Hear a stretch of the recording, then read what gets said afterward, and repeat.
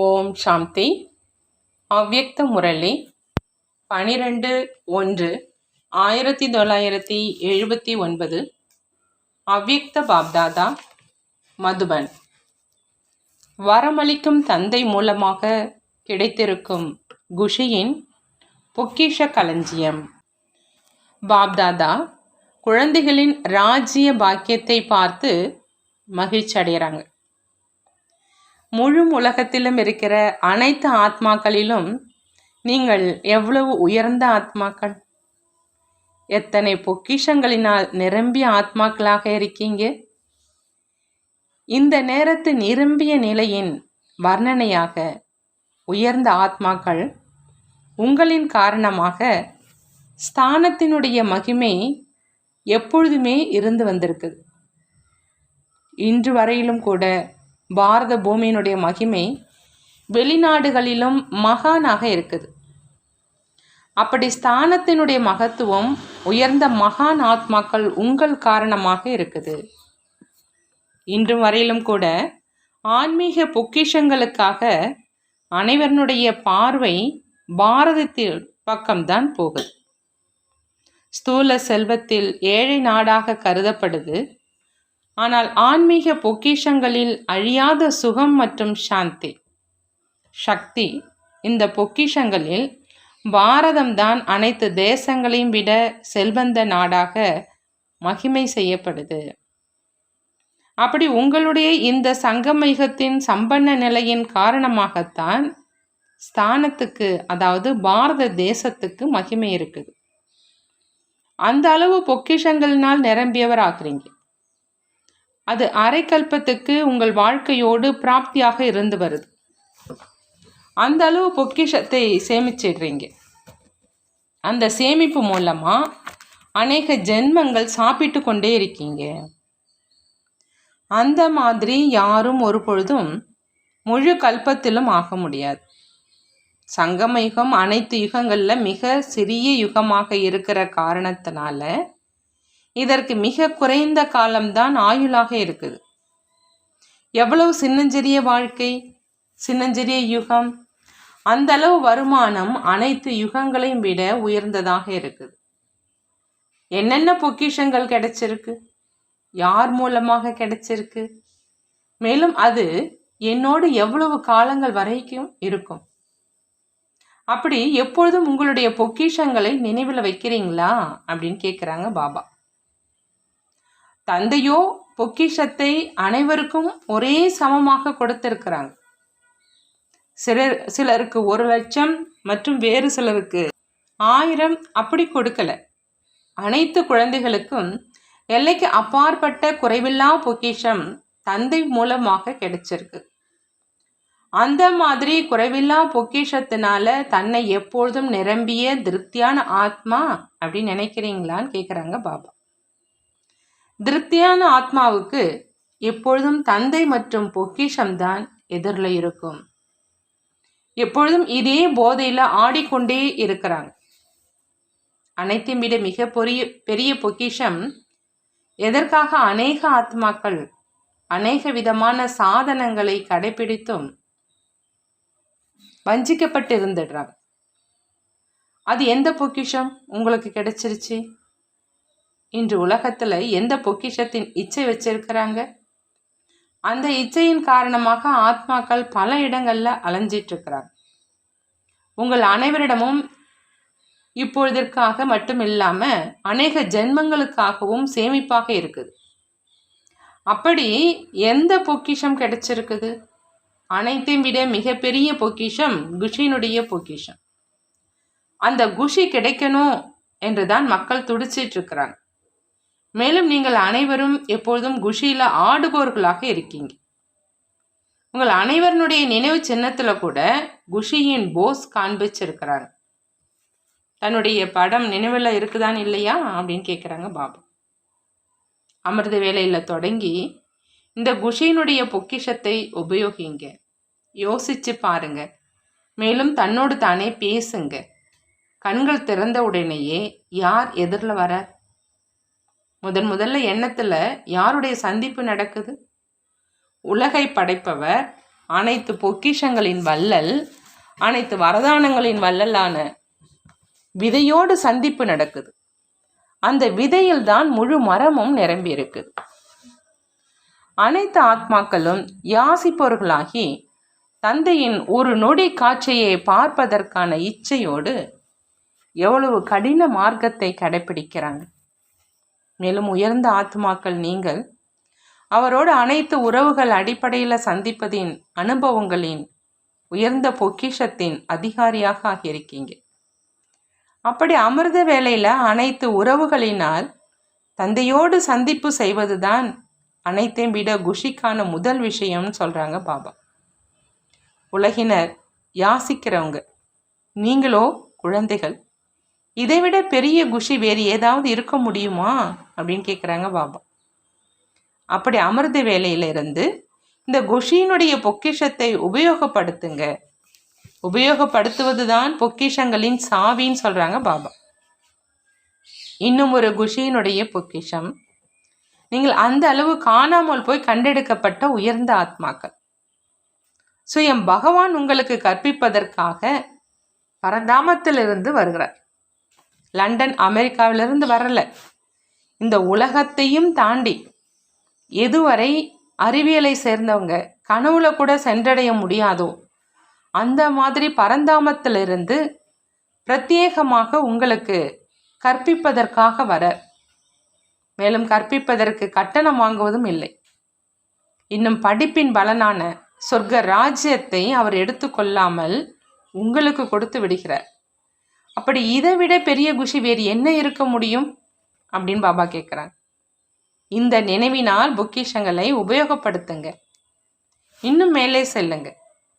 காரியம் செய்து கொண்டே கர்மயோகியாகி தனது பங்கை செய்கிறவங்க, அதாவது எப்பொழுதும் தந்தையுடன் இருந்து கொண்டே காரியம் செய்கிறவங்க, எந்த நேரமும் எந்த காரியம் செய்து கொண்டு இருந்தாலும் கர்மயோகியாக இருக்கிறவங்க, உலகியல் காரியங்களானாலும் ஆன்மீக காரியங்களானாலும் சர்வ சக்திவான் உங்களுடைய துணைவனாக, அதாவது நண்பனாக ஆகி ஒவ்வொரு நேரமும் துணையை கொடுக்கிறார்.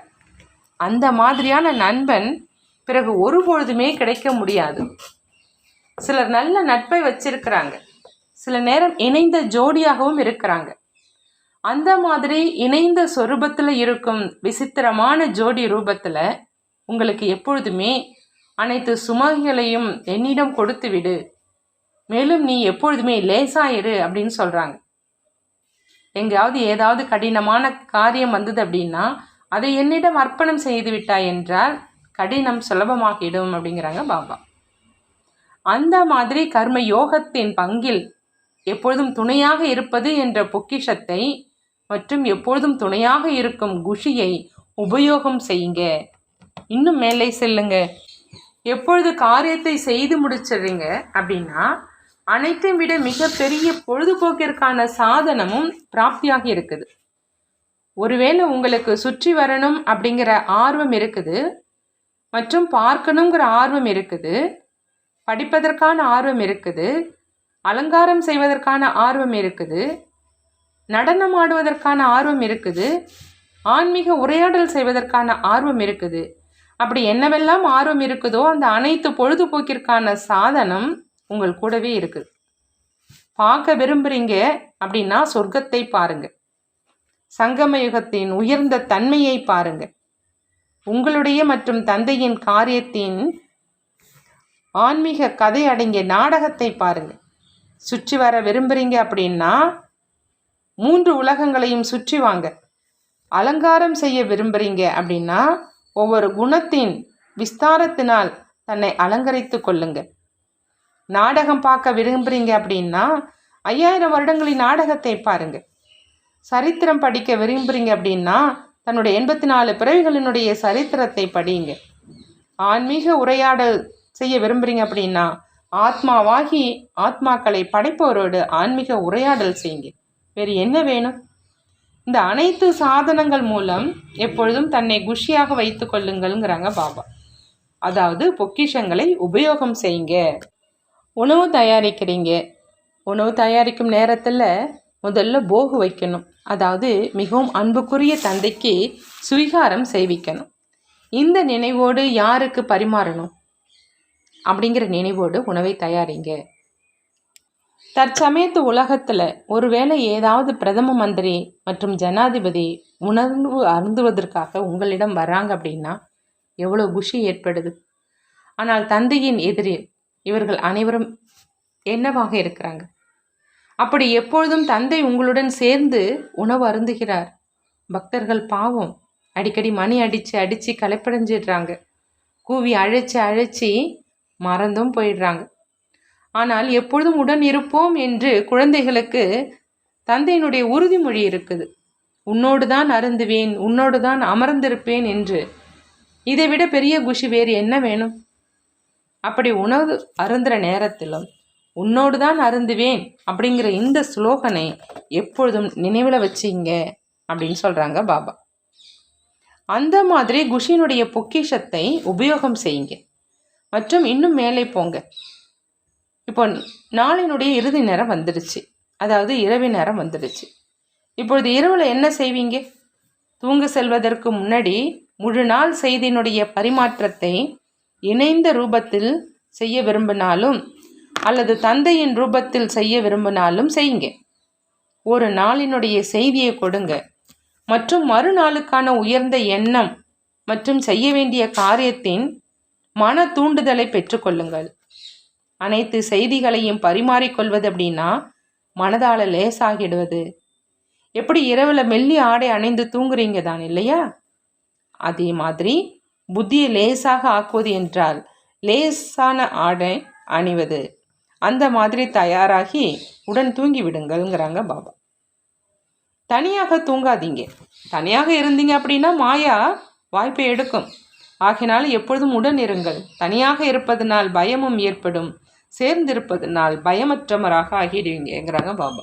நீங்கள் பயமற்று இருந்தீர்கள் என்ற மாயா பயப்படும். அப்படி துணையினுடைய குஷியின் பொக்கிஷத்தை முழு இரவிலும் உபயோகப்படுத்துங்க. இப்பொழுது சொல்லுங்க, முழு நாளில் உயர்ந்த குஷியினுடைய பொக்கிஷம் கிடைச்சிருந்த போதிலுமே உயர்ந்த ஆத்மா எப்பொழுதாவது சோர்வடைய முடியுமா? அல்லது மற்ற ஏதாவது மன மகிழ்ச்சிக்கான பொழுதுபோக்கின் பக்கம் மற்றும் அற்ப காலத்து பொக்கிஷங்களின் பக்கம் கவர்ந்திழுக்கப்பட முடியுமா அப்படின்னு கேட்குறாங்க பாபா. அந்த மாதிரி உயர்ந்த, அதாவது நிரம்பிய ஆத்மாக்கள் ஆவீங்க நீங்கள். உங்களுடைய பெயர் சொன்னாலே இப்பொழுது அநேக பக்தர்கள் அற்ப காலத்தின் குஷியில் வந்துடுறாங்க. உங்களுடைய விக்கிரகங்களை பார்த்து குஷியில் ஆடம்பிக்கிறாங்க. அந்த மாதிரி குஷி நிறைந்தவங்க நீங்கள் ஆவீங்க. பொக்கிஷங்கள் அதிகமாக கிடைச்சிருக்குது. இப்போது அதை உபயோகிக்க மட்டும் செய்யுங்க. அதாவது சாவியை போடுங்க. சாவி இருந்த போதிலும் தேவையான நேரத்தில் கிடைக்கிறதில்ல, தேவையான நேரத்தில் தொலைஞ்சிடுது. ஆகையினால எப்பொழுதும் எதிரில் வைங்க சாவியை. அதாவது எப்பொழுதும் நினைவில் வைங்க. அடிக்கடி தன்னுடைய நினைவு சொரூபத்தை புத்துணர்வு பெற வைங்க. என்ன பொக்கிஷம் கிடைச்சிருக்குது, மேலும் அதற்கான சாவி என்ன அப்படின்னு சிந்திங்க. ஒவ்வொரு காரியத்திலும் எப்படி மேலே சொன்னமோ அதுபோல் நடைமுறையில் கொண்டு வாங்க. அதாவது நினைவை சொரூபத்தில் கொண்டு வாங்க.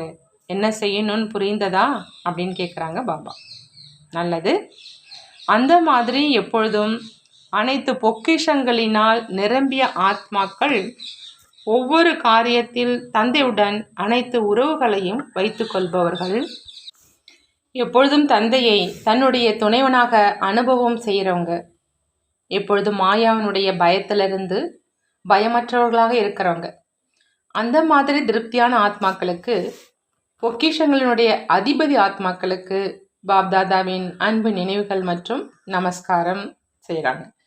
நாமும் நம்மளுடைய பாப்தாதாவுக்கு அன்பு நினைவுகள் மற்றும் நமஸ்காரம் செய்வோம். பாட்டிகளோடு அவ்யக்த பாப்தாதாவினுடைய சந்திப்பு, கர்நாடகா ஜோன். எப்பொழுதும் தன்னுடைய சென்ற கல்பத்து சம்பன்ன பரிஸ்தா ஸ்வரூபம் எதிரில் இருக்குதா அப்படின்னு பாபா கேட்குறாங்க. சென்ற கல்பத்திலும் நான் தான் பரிஸ்தாவாக இருந்தேன், மேலும் இப்பொழுதும் நான் தான் பரிஸ்தாவாக இருக்கிறேன். அந்த மாதிரி அனுபவம் ஆகுதா அப்படின்னு கேட்குறாங்க பாபா. பரிஸ்தா அப்படின்னா யாருக்கு ஒரு தந்தையோடு அனைத்து ரிஸ்தாக்கள், அதாவது உறவுகள் இருக்குதோ, அதாவது சர்வ சம்பந்தம் இருக்குதோ, அப்போ ஒரு தந்தை தவிர வேறு யாரும் இல்லை அப்படின்னு அனுபவம் ஆகுதா, அல்லது மற்ற சம்பந்தங்களும் நினைவில் வருதான்னு கேட்குறாங்க பாபா. யாருக்கு அனைத்து சம்பந்தங்களும் ஒரு தந்தையோடு இருக்குமோ அவருக்கு மற்ற அனைத்து சம்பந்தங்களும் ஏதோ காரணமாக இருக்குது அப்படிங்கிறது அனுபவமாகும். அவங்க எப்பொழுதும் குஷியில் ஆடிக்கிட்டே இருப்பவங்களாக இருப்பாங்க. ஒரு பொழுதும் களைப்பை அனுபவம் செய்ய மாட்டாங்க. தந்தைக்கு சமமான நிலை இருக்கிறவங்க எப்பொழுதும் களைப்பற்றவராக இருப்பாங்க, களைப்படைய மாட்டாங்க. எப்பொழுதும் தந்தை மற்றும் சேவை இதே ஈடுபாட்டில் சுலபமாக மூழ்கி இருப்பாங்க. அப்படி நீங்கள் ஒவ்வொருவரும் விக்ன விநாசக்காக இருக்கீங்களா, அல்லது முழு ஈடுபாடு மற்றும் தடை இரண்டும் சேர்ந்தே இருக்குதா? தடைகள் வர்றதுனால நின்று போகுபவரோ இல்லையே. ஒவ்வொரு கல்பத்திலும் தடை வந்தது, மேலும் ஒவ்வொரு கல்பத்திலும் தடையை அழித்தவராக ஆனீங்க. யார் ஒவ்வொரு கல்பத்தின் அனுபவியாக இருக்கிறாரோ அதை அவர் மீண்டும் செய்வதில் என்ன கடினம் இருக்கும்? நான் ஒவ்வொரு கல்பத்திலும் வெற்றி அடைந்தவன் அப்படிங்கிற இந்த நினைவு எப்பொழுதுமே இருக்கட்டுங்கிறாங்க பாபா. அநேக தடவை செஞ்சிருக்கீங்க, இப்பொழுது அதை மீண்டும் செய்யணும் அப்படின்னா சகஜ யோகியாக இருக்கணும் இல்லையா? என்ன செய்வது, எப்படி செய்வது அப்படிங்கிற இந்த அனைத்து புகார்களில் இருந்தும் விடுபட்டவர். அந்த மாதிரி ஆத்மாக்களுக்கு புகார்கள் சுலபமாக அழிஞ்சிடுது. சம்பன்னம் ஆவது அப்படின்னா திருப்தியாக இருப்பது. சம்பன்னம் ஆவது அப்படின்னா திருப்தியாக இருப்பது. திருப்தி இல்லாமல் இருப்பதற்கான காரணம் பிராப்தியின்மை. பிராப்தியின்மை தான் திருப்தியின்மைக்கு பிறவி கொடுக்குது. இல்லை அப்படிங்கிற பொருள் ஒன்றும் இல்லை என்ற இது தேவதைகளுடைய மகிமை இல்லை, பிராமணர்கள் உங்களுடைய மகிமை. மாஸ்டர் சர்வ சக்திவான் என்பதனுடைய அர்த்தமே சம்பன்ன சொரூபம். எப்படி லட்சியம் இருக்குமோ அப்படி லட்சணமும் இருக்கும். லட்சியம் ஒன்றாக இருந்து மற்றும் லட்சணம் இன்னொன்றாக இருக்குது. லட்சியம் சம்பூர்ணமாவதற்கானது, மேலும் தாரணை அதாவது நடைமுறை ரூபத்தில் குறை இருக்குது அப்படின்னா வேற்றுமை ஆனது தான் இல்லையா? நல்லது. அனைவரும் எப்பொழுதுமே சிரித்து கொண்டே இருக்கிறீர்களா, அழுவதில்லையே அப்படிங்கிறாங்க பாபா. அழறவங்க தந்தையின் யுகலாக ஆக முடியாது. என்ன செய்வது, விரும்புகிறேன் ஆனால் ஆகிவிட மாட்டேன் என்கிறார். உதவி செய்யுங்க, கிருபை செய்யுங்க அப்படிங்கிற இதுவும் அழுவது. அந்த மாதிரி அழறவங்கள தந்தை தன்னுடன் எப்படி அழைச்சிட்டு போவார்? உடன் செல்வதற்காக எப்படி தந்தையோ அந்த மாதிரி குழந்தைகள் ஆகுங்க. தந்தைக்கு சமமாக ஆகுங்க. என்ன காரியம் செய்தாலும் முதல்ல இது தந்தைக்கு சமமானதாக இருக்குதா அப்படின்னு சோதனை செய்யுங்கிறாங்க பாபா. தந்தைக்கு சமமானதாக இல்லை அப்படின்னா துண்டிச்சிடுங்க. அதில் முன்னேறி செல்லாதீங்க. எந்த ஒரு காரியமும் ஒருவேளை உயர்ந்ததாக இல்லை, சாதாரணமானதாக இருக்குது அப்படின்னா அதை மாற்றம் செய்து உயர்ந்ததாக ஆக்குங்க. இதன் மூலம் எப்பொழுதும் சம்பன்னமானவராக, அதாவது தந்தைக்கு சமமானவராக ஆக்கிடுவீங்கன்னு சொல்கிறாங்க பாபா. அடுத்து பாபா சொல்கிறாங்க, அநேக ஆத்மாக்களின் ஆசீர்வாதங்களை பெறுவதற்கான சாதனம் சேவை. அனைவரும் தந்தையின் உதவியாளர்கள், உலகத்துக்கு நன்மை செய்கிறவங்க அப்படின்னு புரிஞ்சு ஒவ்வொரு காரியத்தையும் செய்கிறீங்களா அப்படின்னு கேட்குறாங்க பாபா. நான் உலகத்துக்கு நன்மை செய்பவன் அப்படிங்கிற இந்த லட்சியம் எப்பொழுதும் இருக்குது அப்படின்னா தீமை பயக்கும் காரியம் நடக்க முடியாது. எப்படி காரியம் இருக்குதோ அப்படி தன்னுடைய தாரணைகள் இருக்கும். ஒருவேளை காரியம் நினைவு இருக்குது அப்படின்னா எப்பொழுதும் இரக்க மனமுடையவராக இருப்பீங்க, எப்பொழுதும் மகாதானியாக இருப்பீங்க. உலகிற்கு நன்மை செய்பவன் அப்படிங்கிற நினைவின் மூலம் தானும் ஒவ்வொரு அடியிலும் நன்மை பயக்கும் உள் உணர்வோடு நடந்துப்பீங்க, மேலும் நடக்க வைப்பீங்க. எப்போ தனக்காக ஒவ்வொரு அடியும் நன்மை பயப்பதாக இருக்குமோ அப்போதான் உலகத்துக்கு நன்மை ஏற்பட முடியும். நிமித்த மாத்திரம் இந்த காரியத்தை செய்து கொண்டிருக்கிறேன் என்பது எப்போதும் நினைவில் இருக்கணும். நான் மற்றும் என்னுடையது அப்படிங்கிற உணர்வு முடிவடைந்துடணும். நான் ஒரு கருவி என்பது நினைவில் இருக்கணும். அந்த மாதிரி எப்பொழுதும் சேவை செய்கிறதுனால தந்தையினுடைய நினைவு இயல்பாகவே இருக்கும். எவ்வளவு சேவை செய்கிறீங்களோ அந்த அளவு உலகின் அநேக ஆத்மாக்கள் மூலமாக ஆசீர்வாதங்கள் கிடைக்குது. நல்லது. அடுத்து பாபா சொல்கிறாங்க, ஈஸ்வரிய போதையின் மகிழ்ச்சி மூலம் கர்மாதீத் நிலையின் இலக்கு அருகாமையில் இருக்கும். மிக உயர்ந்த ஆத்மாக்கள் நீங்கள். ஞானக்கடல் தந்தை மூலமாக நேரடியாக அனைத்து பிராப்திகளையும் செய்கிறவங்க. மேலும் மற்ற ஆத்மாக்கள் யாரெல்லாம் இருக்கிறாங்களோ அவங்க உயர்ந்த ஆத்மாக்கள் உங்கள் மூலமாக ஏதாவது பிராப்தி அடைகிறாங்க. ஆனால் நீங்கள் நேரடியாக தந்தை மூலமாக அனைத்து பிராப்திகளையும் அடைகிறவங்க. அந்த மாதிரி உயர்ந்த போதை இருக்குதான்னு பாபா கேட்குறாங்க. எந்த அளவு போதை இருக்குமோ அந்த அளவு தன்னுடைய கர்மாதீத் நிலையின் இலக்கு அருகில் தென்படும். ஒருவேளை போதை குறைவாக இருக்குது அப்படின்னா இலக்கும் தூரமாக தென்படும். இந்த ஈஸ்வரிய போதையில் இருக்கிறதுனால துக்கமான உலகத்தை சுலபமாகவே மறந்துடுவீங்க. அந்த போதையிலும் கூட அனைத்தும் மறந்துடுது இல்லையா? அப்படி இந்த ஈஸ்வரிய போதையில் இருக்கிறதுனால நிரந்தரமாக பழைய உலகம் மறந்துடுது. இந்த போதையில் எந்த நஷ்டமும் இல்லை. எவ்வளவு போதையை ஏற்றுவீங்களோ அவ்வளவு நல்லது. அந்த போதையை அதிகமாக குடித்தாங்க அப்படின்னா இறந்துடுவாங்க. இங்கே இந்த போதை மூலம் அழியாதவராக ஆகிடுறாங்க. யார் போதையில் இருக்கிறாங்களோ அவரை பார்ப்பவரும் இவர் போதையில் இருக்கிறார் அப்படின்னு அனுபவம் செய்வாங்க. அதே மாதிரி உங்களையும் பார்த்து இவர் போதையில் இருக்கிறார் அப்படிங்கிற அனுபவம் செய்யட்டும். இந்த நேரம் போதை ஏறியது, அடுத்த நேரம் இறங்கியது அப்படின்னா என்ன மகிழ்ச்சி வர வேணுமோ அது வராது. ஆகினால எப்பொழுதும் போதையில் இருங்க. இந்த போதையில் அனைத்து பிராப்திகளும் இருக்குது. ஒரு தந்தையை தவிர இன்னொருவர் யாரும் இல்லை அப்படிங்கிற இந்த நினைவுதான் போதையை ஏற்றுது. இந்த நினைவு மூலம் சக்திசாலியான நிலை வந்துடுதுன்னு சொல்கிறாங்க பாபா. அப்படி அதிகமாக கேட்டிருக்கீங்க, அதனுடைய சுரூபமாகிய பிறரையும் அப்படியே ஆக்குங்க. பாப்தாதா அனைத்து குழந்தைகளையும் சைத்தன்ய சாட்சாத்காரம் செய்விக்கும் சாட்சாத் மூர்த்திகளாக பார்க்க விரும்புகிறாங்க. எப்பொழுது சைத்தன்ய மூர்த்திகள் தயாராகி விடுவாரோ அப்பொழுது இந்த ஜட மூர்த்திகள் முடிவுக்கு வந்துடும். மேலும் இதே பாரதம் எல்லைக்கு அப்பாற்பட்ட கோயில் ஆகிடும். அநேகம் அழிந்து ஒரே ஒரு பெரிய கோயில் ஆகிவிடும். நல்லது. அடுத்து பாபா சொல்கிறாங்க, சங்கமேக காலத்தில் ஒவ்வொரு அடியிலும் பல மடங்கு வருமானம் செய்வதற்கான வாய்ப்பு. எப்பொழுதும் தந்தையின் நினைவிலிருந்தே ஒவ்வொரு அடியையும் எடுத்து வைத்து பல மடங்கு வருமானத்தின் சேமிப்பை செய்து கொண்டே இருக்கிறீர்களா? ஒவ்வொரு அடியிலும் பல மடங்கு அப்படிங்கிற வர்ணனை இருக்குது. அது யாருடையது? உங்கள் அனைவருடையது தான் இல்லையா? இந்த சங்கமேகத்தில் தான் பல மடங்கின் வருமானத்தின் சுரங்கம் கிடைக்குது. பின்பு முழு கல்பத்திலும் இந்த வாய்ப்பு கிடைக்காது.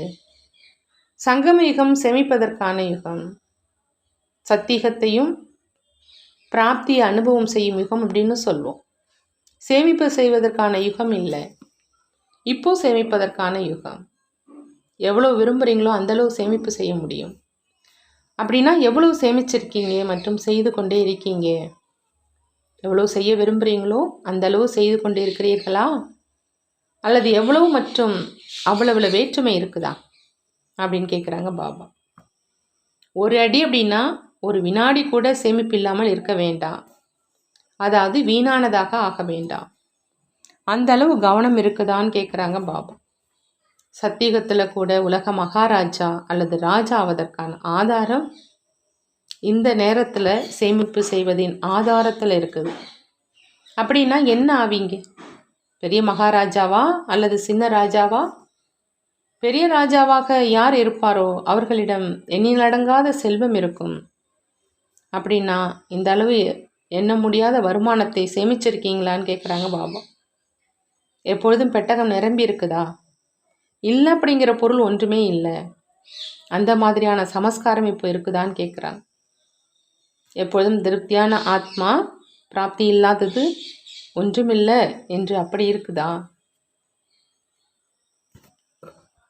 எப்பொழுதும் திருப்தியான ஆத்மா, பிராப்தி இல்லாதது ஒன்றுமில்லை என்று அப்படி இருக்குதான்னு கேட்குறாங்க பாபா.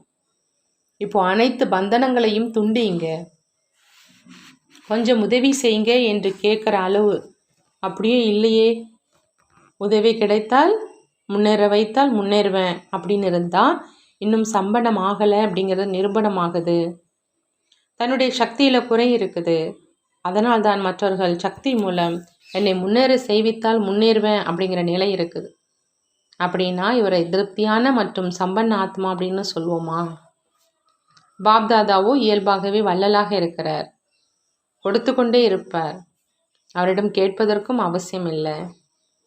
அந்த மாதிரி திருப்தியான ஆத்மா எதிர்காலத்தில் குறைவில்லா பொக்கிஷங்களின் அதிபதியாக இருப்பார். இப்பொழுதிலிருந்தே அந்த சமஸ்காரத்தை நிரப்பினால்தான் எதிர்காலத்தில் அப்படி ஆவீங்கன்னு சொல்கிறாங்க பாபா. நல்லது. அடுத்தது பாபா சொல்கிறாங்க, முதல் ஜென்மத்தின் சம்பன நிலை வரை சென்றடைவதற்கான வழி ஹை ஜம்ப், அதாவது உயரம் தாண்டுதல். இப்போ முயற்சி செய்வதற்கான நேரம் போயிடுச்சு. ஏன்னா நேரத்தினுடைய வேகம் அதிகமாக இருக்குது. பிற்காலத்தில் வர்றவங்க சிறிது காலத்திலேயே அனைத்து படிப்பையும் முடிக்கணும். ஆகையினால தீவிர முயற்சி செஞ்சு ஹை ஜம்ப் செய்யுங்க. தீவிர முயற்சி செய்வதற்காக ஒரு விஷயத்தின் கவனம் மட்டும் வைங்க. தன்னுடைய சம்பூர்ண நிலை எதிரில் வச்சு தற்சமயத்து கணக்கை சோதனை செய்யுங்க. அதில் சம்பூர்ண நிலை 16 கலைகள் ஆகும். அப்படின்னா 16 கலைகளில் எத்தனை கலைகளை நான் தாரணை செஞ்சிருக்கேன் என்று அப்படி சோதனை செஞ்சுக்கிட்டே இருங்க. என்ன குறைவாக இருக்குதோ அதை நிரூபித்து கொண்டே செல்லுங்க. எதைத்தான் முயற்சி செய்வது அப்படின்னு சொல்கிறதுங்கிறாங்க பாபா. நல்லது. விடைபெறும் நேரத்தில் பாபா சொல்கிறாங்க, எப்படி தந்தை குழந்தைகளை பார்த்து குஷி அடைகிறாங்க, அதே மாதிரி ஒவ்வொரு குழந்தையும் எப்பொழுதும் குஷியில் நடனமாடிக்கொண்டே இருக்கட்டும். அந்த குஷி நிறைந்த முகம் வாய்மொழியை விட அதிகமாக சேவை செய்யும். முகம் சைத்தன்யமான நடமாடும் கண்காட்சியாக இருக்கணும். எப்படி கண்காட்சியில் விதவிதமான படங்களை வைக்கிறீங்க, அதே போல் முகத்தில் தந்தையின் அனைத்து குணங்களும் தென்படட்டுங்கிறாங்க பாபா. வாய் மூலம் செய்யும் சேவையிலோ அங்கு சென்று சொல்ல வேண்டியதாக இருக்குது. முகம் மூலமாக அழைக்காவிட்டாலும் அவர்களாகவே வருவாங்க. ஆகினால இப்போ அனைவரும் தன்னை சைத்தன்ய கண்காட்சியாக ஆக்குங்க. அந்த மாதிரி அனைவரும் கண்காட்சி ஆகிவிட்டீர்கள் என்றால் இப்பொழுது சொர்க்கத்தின் திறப்பு விழா நடக்குங்கிறாங்க பாபா. பிரம்ம பாபா இந்த திறப்பு விழாவிற்காகத்தான் காத்து கொண்டிருக்கிறார். ஆகினால விரைவில் தயாராகிவிட்டீங்க அப்படின்னா விரைவில் திறப்பு விழா ஆகிடும். எப்பொழுது திறப்பு விழா செய்வீங்க? தேதியை நிச்சயம் செய்ய முடியுமா? அல்லது திடீரென்று ஆகுமா? என்ன ஆகும்? சங்கம யுகமோ நல்லது தான். ஆனால் அனைவருக்கும் சுகம் மற்றும் அமைதியை கொடுப்பதற்கான எண்ணமும் இருக்கணும். மற்றவர்களை துக்கமானவர்களாக பார்த்து துடித்து கொண்டிருப்பவர்களை பார்த்து இரக்கமும் வரணும் இல்லையா? நல்லது. ஓம் சாந்தி. வரதானம். ஒரு தந்தையை தன்னுடைய உலகமாக்கி எப்பொழுதும் ஒருவரின் ஈர்ப்பிலேயே இருக்கக்கூடிய கர்ம பந்தனத்திலிருந்து விடுபட்டவராகுக. கர்ம பந்தனத்திலிருந்து விடுபட்டவராக ஆகணும் அப்படின்னா பாபா சொல்கிறாங்க, ஒரு தந்தையை தன்னுடைய உலகமாக ஆக்கிக்கிட்டு எப்பொழுதும் அவரினுடைய ஈர்ப்பிலேயே இருக்கணும் அப்படின்னு பாபா சொல்கிறாங்க. ஒரு தந்தையை தவிர வேறு யாரும் எனக்கு இல்லை அப்படிங்கிற இந்த அனுபவத்திலேயே எப்பொழுதும் இருங்க. ஒரு பாபா தான் என்னுடைய உலகம், அவ்வளவுதான். வேறு எந்த ஈர்ப்பும் கர்ம பந்தனமும் இல்லை. தன்னுடைய ஏதாவது பலகீனமான சமஸ்காரத்தின் பந்தனமும் இருக்க வேண்டாம். யாராவது யார் மீதாவது என்னுடைய என்ற அதிகாரத்தை செலுத்துகிறாங்களோ அவருக்கு கோபம் அல்லது அபிமானம் வருது. இதுவும் கர்ம பந்தனம். எப்பொழுது பாபாவே என்னுடைய உலகம் என்ற இந்த நினைவு இருக்குது என்றால் அனைத்து என்னுடையது என்பவை ஒரு என்னுடைய பாபாவில் அடங்கிடுது. மேலும் கர்ம பந்தனத்திலிருந்து சுலபமாகவே விடுபட்டுடுவீங்கிறாங்க பாபா. ஸ்லோகன். யாருடைய பார்வை மற்றும் உள் உணர்வு எல்லைக்கு அப்பாற்பட்டதாக இருக்குதோ அவங்க தான் மகானாத்மா. மகானாத்மானா யாருன்னு பாபா சொல்கிறாங்க. யாருடைய பார்வை மற்றும் உள்ளுணர்வு எல்லைக்கு அப்பாற்பட்டதாக இருக்குதோ அவங்க தான் மகானாத்மா அப்படி. நல்லது. ஓம் சாந்தி. நன்றி பாபா, நன்றி.